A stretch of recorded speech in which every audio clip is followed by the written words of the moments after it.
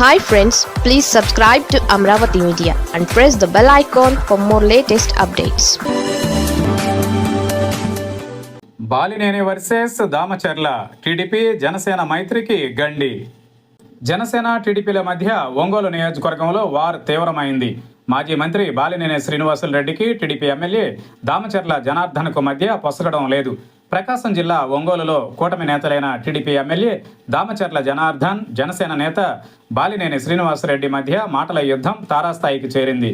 ఇసుక, మైనింగ్, బార్లలో మామూళ్లపై పరస్పర ఆరోపణలు గుప్పించుకుంటూ కూటమిలో విభేదాలను బహిర్గతం చేసుకున్నారు.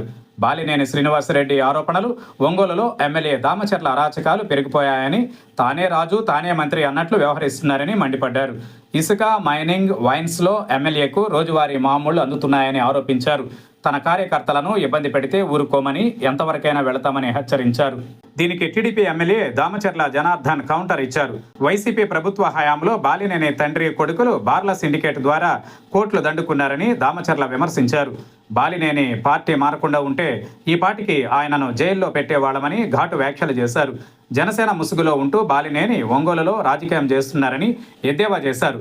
ఇలా మాటల యుద్ధం, ఇద్దరు కూటమి నేతల మధ్య వాగ్వివాదం, మాటల యుద్ధం జరుగుతుండటంతో రెండు పార్టీల మధ్య సఖ్యత అనేది సాధ్యం కాదన్నది అర్థమవుతోంది.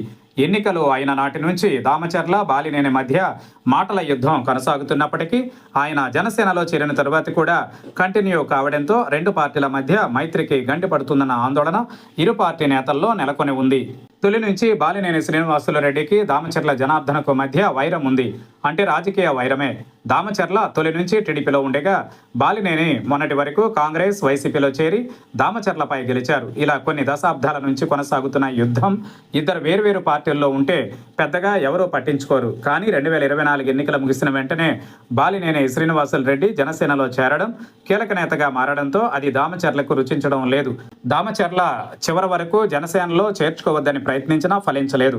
దీంతో ఇద్దరి మధ్య మరోసారి మాటల యుద్ధం జరగడంతో ఒంగోలులో రెండు కూటమి పార్టీల మధ్య వైరం ఎటువైపునకు దారి తీస్తుందన్న ఆందోళన వ్యక్తమవుతోంది. రెండు పార్టీల నాయకత్వం జోక్యం చేసుకోకుంటే ఒంగోలులో కూటమి కుదేలు కాక తప్పదన్న హెచ్చరికలు వినిపిస్తున్నాయి.